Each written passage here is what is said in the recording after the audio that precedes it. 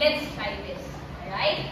When I say hocus pocus, you will say everybody focus. And I want that with actions.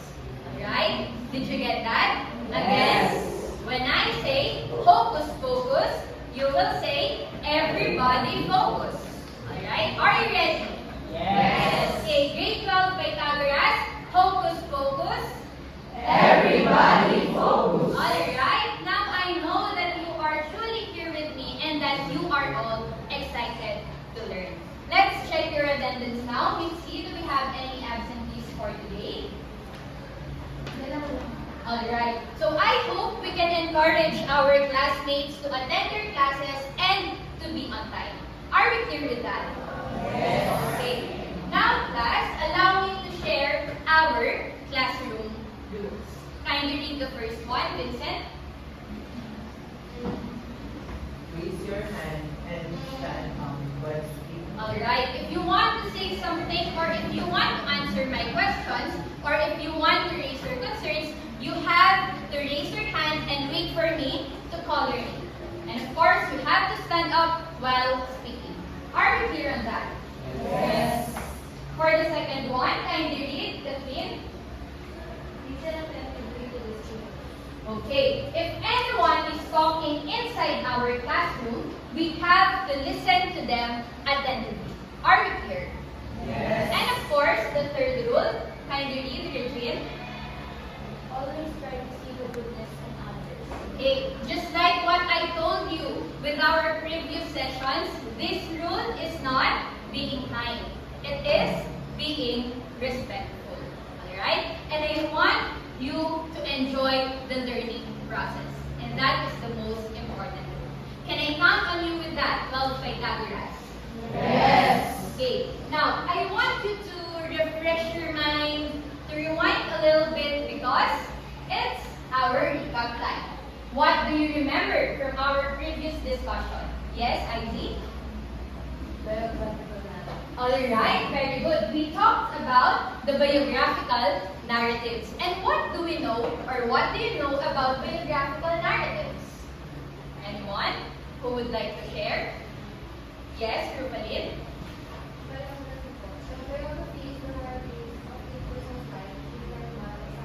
Alright, thank you so much, Rupalin. When we say biographical narratives, these are the life experiences of people written by someone else. And I believe we also talked about the 4 types of biographical narratives, right? Can you enumerate those?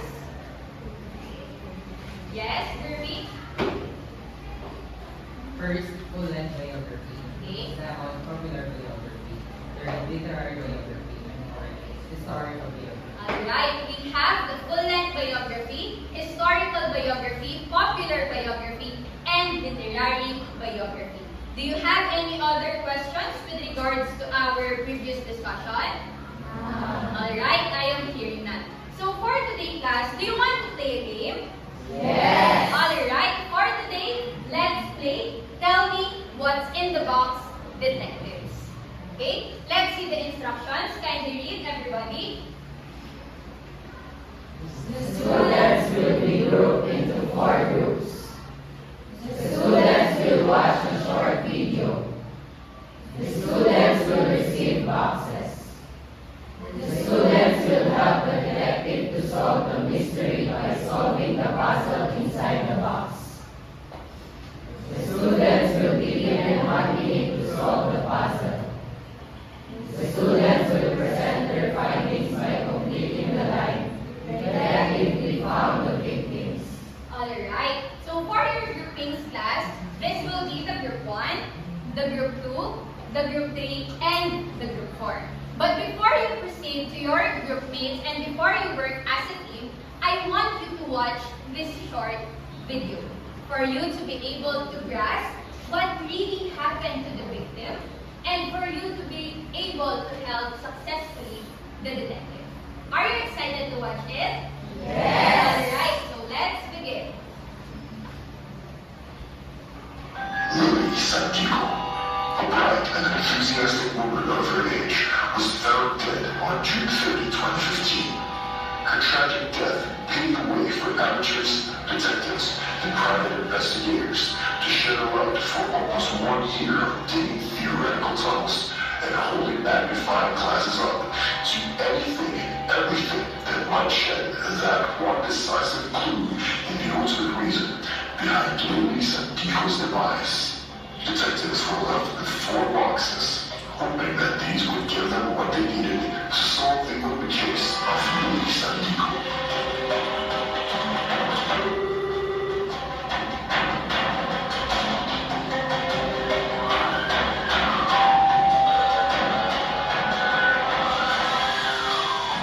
People in the town were invested to know more about the 4 boxes. Together they shout, "Tell me what's in the box, detectives." Alright, I hope you were able to understand that video. Did you enjoy it? Yes! Alright, now as an assistant detective class, I have here the 4 boxes that were shown in the video. Okay, and I will start to distribute this. Okay, so this will be the box of the group 1. Okay, the box of the group 2. The box of the group 3, and of course, the box of the group 4. Alright, and before you proceed to your group mates, I will also distribute the boards where you will place your puzzle pieces. Okay, so this is for group 1, right? For group 2, for group 3, and of course, for group 4. Again, class, you will be given 1 minute to solve the puzzle. You may form circles now.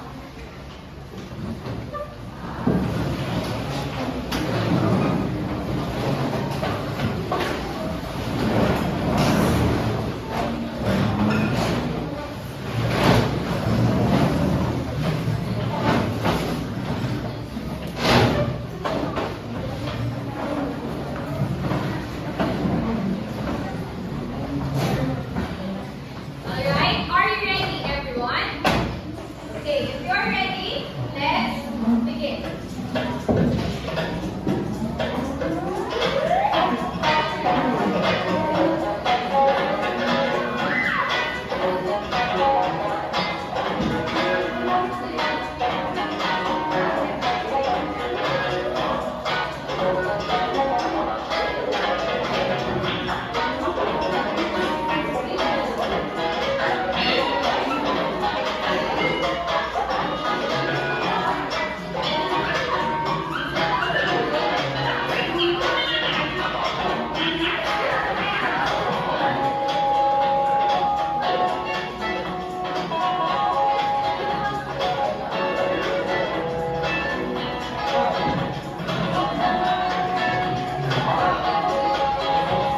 Alright, group 1 is already done.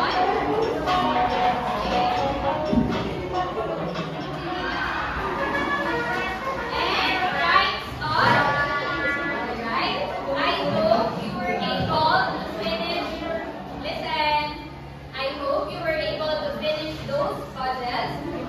And now, let's have the presentation of science. But before we proceed, let's arrange your chairs.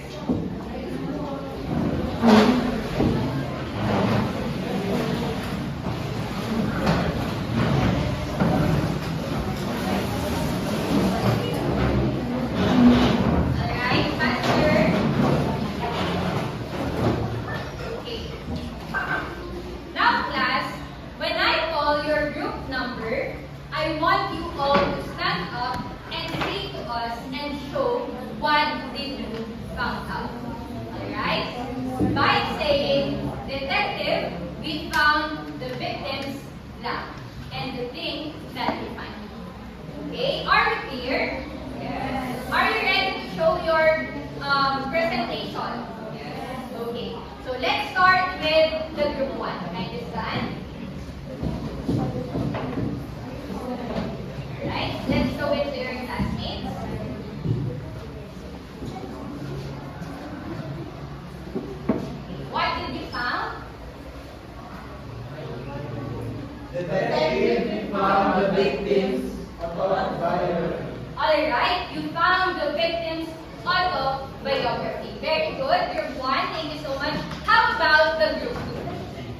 and show it to your classmates? Alright?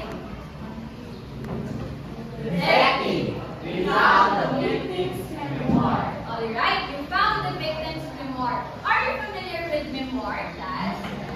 Okay, yes, very good. How about the group thing?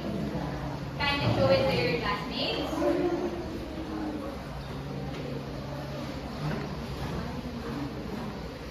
Detective, we found the victim's diary. Alright, they found the victim's diary. And I know a lot of you are familiar with diary. Am I right? Yes. Okay, and how about the group 4?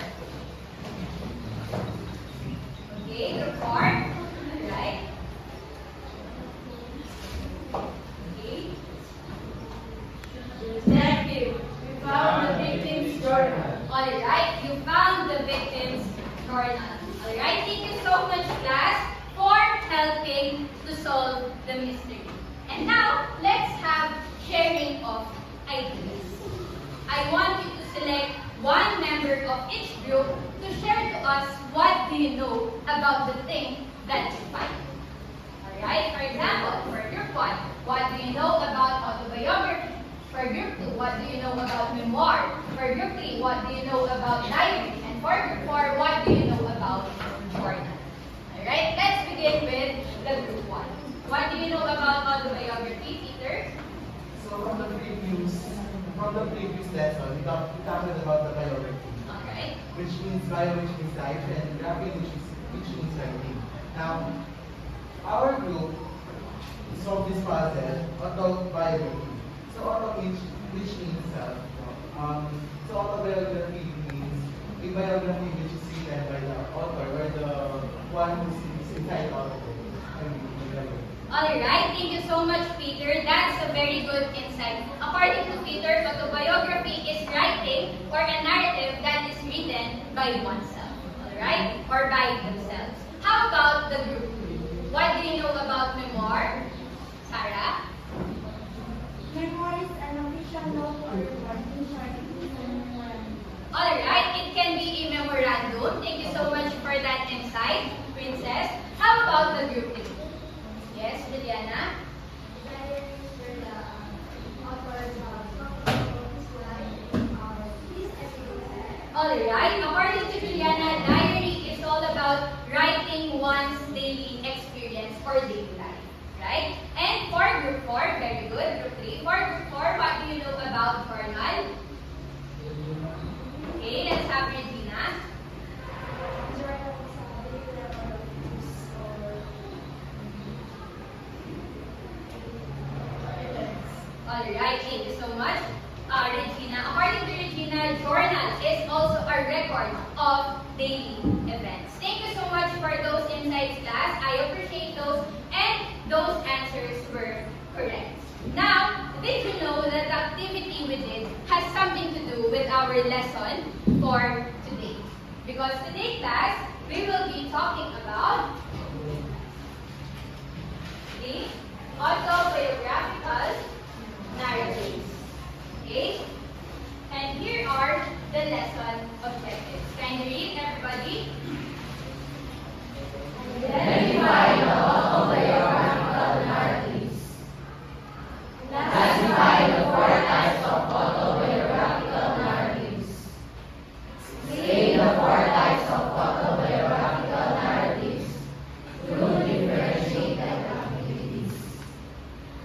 Recognize the importance of autobiographical narratives in everyday lives and create a sample of autobiographical narratives. Alright, thank you so much. Now, I have a question. Who among you here loves collecting memories? Because I do love collecting memories. Right? Very good. And how do you store memories? How do you store memories? Yes, Juliana? Through making journals. Very good, Juliana. Another? Yes, Princess? Okay, through taking pictures and videos. How about you, Peter?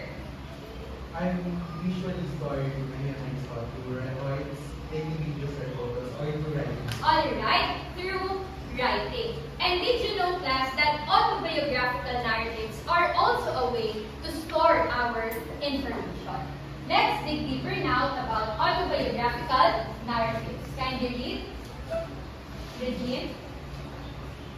An autobiographical narrative is a life experience written from the perspective of the writer. Thank you, Regine. According to Peter a while ago, just like what he said, we can write or we can store our memories through writing. For example, if something good happened to us, we write it. If something bad happened to us, we write it. Or sometimes we only write those daily activities or daily encounters with people. And those writings, class, are examples of autobiographical narratives. Alright? More so, autobiographical narratives are also one of the most personal essays. Again, one of the most personal essays that can range from the most intimate to formal ones. So, it does not only allow us to store our information, but it also allows us to share a piece of us. And in this case, it is our life experiences. Can you give me examples of personal experiences? Right? Personal experiences. Yes, Princess? Going on a solo travel. Alright, going on a solo travel trip. Very good. How about the others? Others? Yes, Peter? My childhood experiences. Your childhood experiences. So those are examples of the personal experiences that we can share in autobiographical narratives. Now, let's proceed to the 4 types of autobiographical narratives. Starting with the autobiography. Right? Can you read what is written on the slide? Okay. Autobiography. According to the Dictionary of Literary Terms, autobiography is an account of one's own life, generally, and contains narrative or real events. Alright, thank you so much, Rain. Autobiography, class, is the story of your life written by you. Okay? A lot of people may think that only those famous people or only those certain people in certain fields should have an autobiography.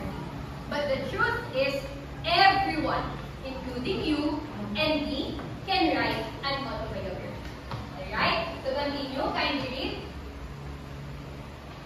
Then, Autobiography usually concerns itself in the person and action aside from himself or herself. alright, thank you so much, Ben. In autobiography, class, it's just more than recollecting or reminiscing memories. Because it should follow a chronological order from birth to death, omitting nothing.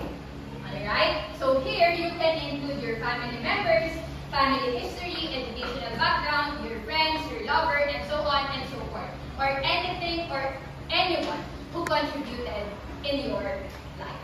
Alright? I have here a sample of autobiography. So may I ask the assistance of Erwin and Vincent? Okay? And since it is the story of my life, I wrote it. Okay? It is entitled Life Till 20s. Okay? As we open it, right, we can see that there is a timeline from my birth date up until to the present time. Alright? I also included there facts about my family, my educational experiences, my college experiences, my high school experiences, and the life in between. Okay? And don't worry, you will be given a chance to write your own autobiography. Alright? Now, do you think it's important to write an autobiography? Yes. Why? Why? Yes, Peter? To store one's memories. To store one's memory. That's a very good insight. Another? Yes, Princess? To record the important details of your life. To record the important details of your life. And last, when we are writing an autobiography, we are also taking our place in the history.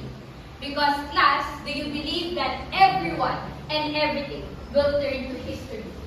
Right? But when we write an autobiography, it can speak for us that once we existed. We once existed. We once lived a beautiful life in this beautiful world. And that is the beauty of writing. Do you agree?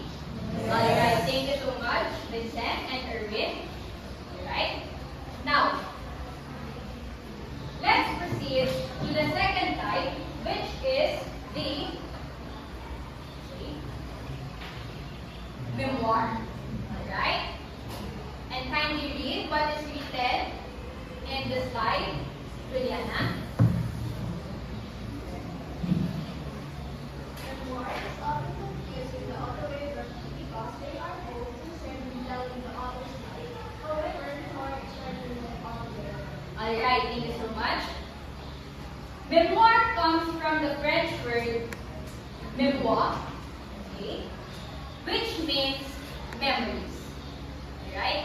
So here, unlike in autobiography, when we are writing our own memoirs, we are only remembering the important moments in our life. And from there, we can write a memoir. Can you give me some examples of unforgettable experiences in your life? Yes, Gertie. Graduation. Graduation, very good. That's a very good example. Another. Yes, Ivy.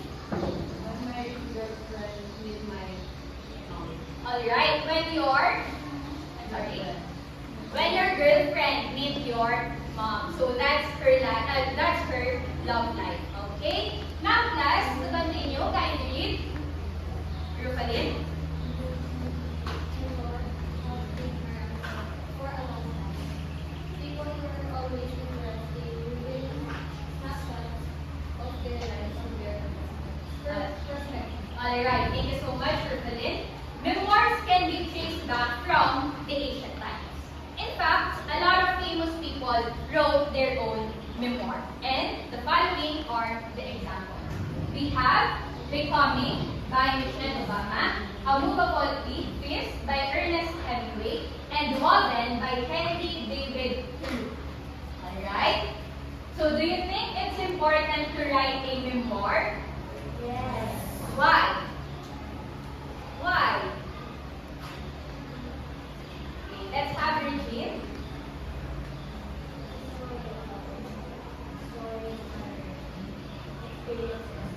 Okay, it is a way of storing our experiences in life and class when we are writing a memoir, since we are remembering the important moments in our life, we give ourselves a chance to reflect, right? Whether it's a good one or a bad one. And from there, we can learn from it. Because as an old saying goes, experiences are the best teacher. Very good. Do you have any other questions with regards to memoir? None. Let's proceed now to the third type of autobiographical narrative, which is the diary. And I know a lot of you are familiar with diary, right? So let's dig deeper about it. Kindly read. Erwin. Diary, a form of saying something that is quotidian or day-to-day record of specific events that have transpired during the life of its author. It's immediately kept on a daily basis. Thank you, Erwin. Among the types of autobiographical narratives class, diary is the most raw and the most unedited one. Because here, we include or we record our day-to-day experiences, our daily emotions, our daily thoughts, our daily feelings, and our daily encounters with people. Alright? Who has an experience writing a diary here? Okay, so can you share your experience? Why are you writing a diary? Yes, Princess. Pag wala akong masasabi, Okay, so it feels like you have a friend. Okay? Now class, I also experienced writing a diary when I was a child. It started when I visited my grandmother's house, and from there, I recorded my daily experiences as a kid, and of course, my daily encounters with the people who also visited my grandmother's house.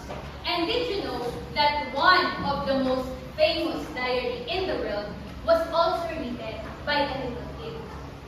Okay? Or by a little girl. Her name is Anne Frank. Anne Frank was a little girl who was hiding under Nazi persecution during the 20th century. And while she was hiding, she documented her life. And today, I will show you sample pages, okay, of the diary of Anne Frank. Alright? As we open it, Erwin. Okay?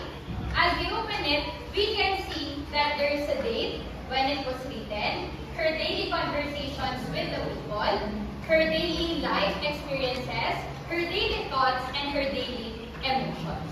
It is a very good read, and don't worry, I will leave these instructional materials for you to have a chance to read what Anne Frank wrote in her diary. Does that sound good to you? Yes. Alright. Do you have any other questions with regards to the diary? Alright. Now, we are nearing to the end of the lesson. Let's have the fourth and last type of autobiographical narrative, which is the journal. Okay? Kindly read what is written on the slide. Elaine, Siglaw. Journal. It conveys the personal details regarding the impressions and opinions the journal written concerning certain intriguing incidents or issues that had come up and how specific person had affected him or her during the course of the day. Alright, thank you so much, Jane. Among the types of autobiographical narratives, journal is the most intimate one. Okay? The most intimate one. Because here, we are writing without restrictions. Okay? Everything that you thought about a certain event or that certain situation will be written in your journal. Every feeling that arose from that certain situation will be written in your journal. Okay? Now, what do you think is the difference of journal and a diary? One? Yes, Peter. So sa diary po, it is just a day-by-day writing po. While yung journal po includes certain incidents. Alright, it can include the certain and daily incidents or when the feelings are overwhelming. Right? And class, did you know that journals are not recorded on a daily basis? Okay? Unlike diaries, they are being kept on a daily basis. Okay? I have here a sample of my teaching internship journal. Of course, I wrote it during my on-the-job training here at Justado. Okay? And as you can see, I also wrote the date, right? My experiences during that day, my notes, okay? And of course, my mood. Okay, so here, I put all my moods and my experiences. Alright, don't worry, I will also leave these instructional materials so that you will have the chance to read it. Okay? Now, do you think it's important to write a journal? Why? Yes. Journaling can be a way to kind of capture your emotions. Yes, it can be a way to express your feelings and emotions. Another? Princess? Okay, Princess? Dahil po nang sinabi na, is the way to express it. Okay, it can be a way to express your feelings and emotions. And that is the end of our lesson for today. Alright? I hope you learned something, and to generalize our lesson, alright, I prepared here a concept map. Alright? Kindly read the instructions. Everybody? Work with your seatmate. Complete the concept map. Share your thoughts and ideas. You will be given 2 minutes to finish it. Alright, so I have here printed copies. Yes, may I interrupt for a while? Sige, just ano na lang, parang shadow demo na lang, parang onwards. Ayan. So, kung ano gagawin nila, tapos explain mo lang yung instruction. Yes, ma'am. Pwede po present na po sa amin. Yes, pwede. Okay. Alright. Let's have another activity for today, which is entitled Your Interest, My Interest. Let's work together. Alright, can you read the instructions, everyone? Students will be divided into 3 groups, depending on their interests. The students will proceed in their learning station and get their task cards. The following are the tasks of each group. Group 1, Singers.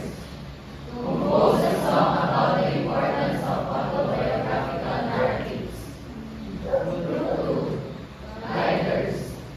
Differentiate the types of autobiographical narratives through poetry. Group 3, Puzzle Masters. Solve the puzzle and explain each autobiographical narrative. Alright, so last meeting we were able to group you into 3 groups. So please proceed to your groupings and I will hand to you your task cards. Again, you have 2 minutes to compose a song, to write a poem, and to solve the puzzle. Alright?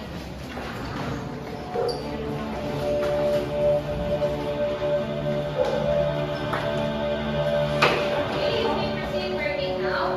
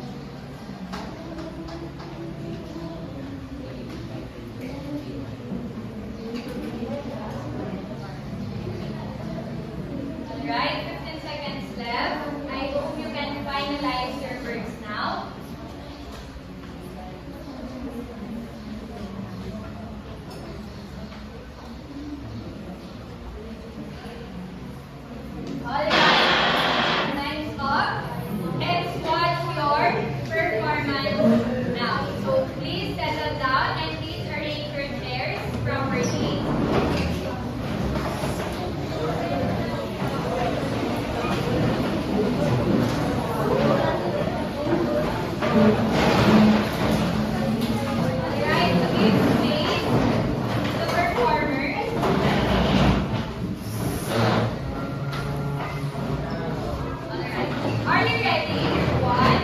Yes. Alright, so let's welcome to group one. Stand up.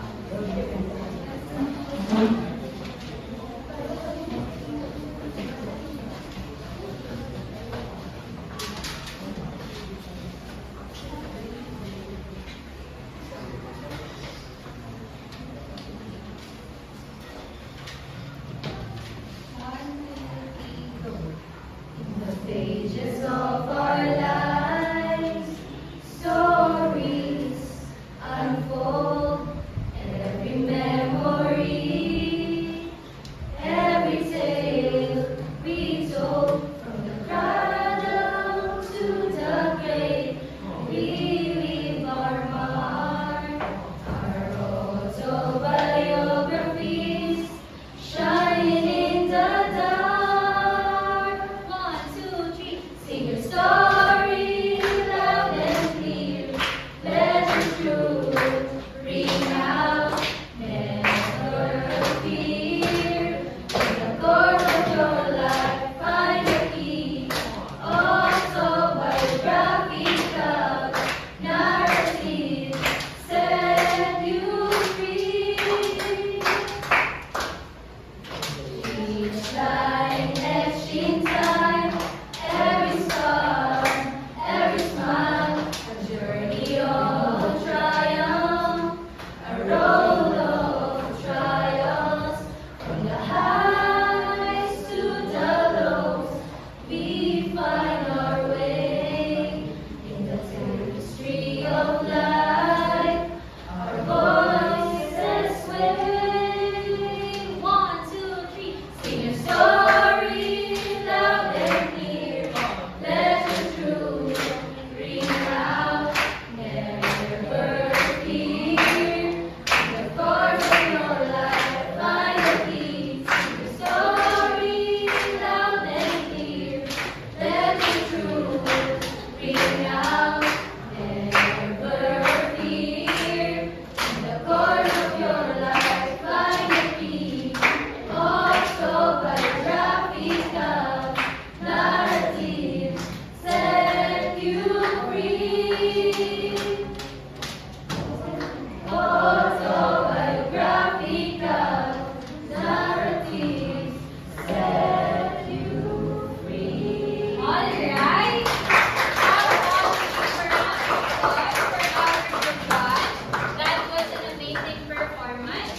Alright, how about the group two? Okay.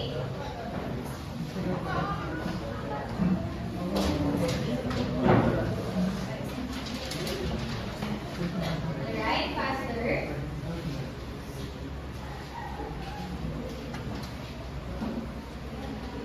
One, two, three, go. Chronicles of oneself. In Mars, gentle embrace, beautiful memories, dawns, and stories untold. A journey recounted in heart and soul, life, tapestry, and narrative. One soul life story, a battle of glory. It's written in full autobiography, marked and embarked in someone's memories, memoirs, the specific biographies.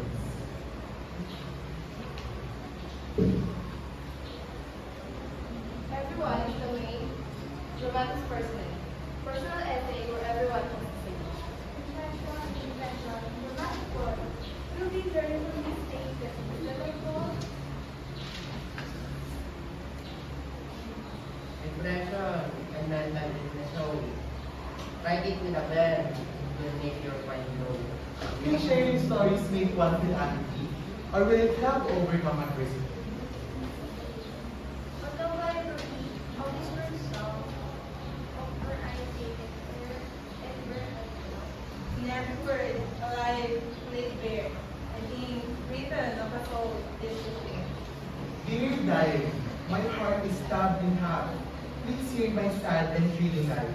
Why would these problems be so tall? Oh journal, you are my only power. Thank you. Alright.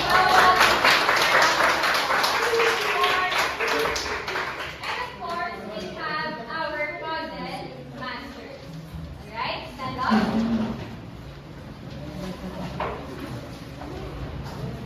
Faster.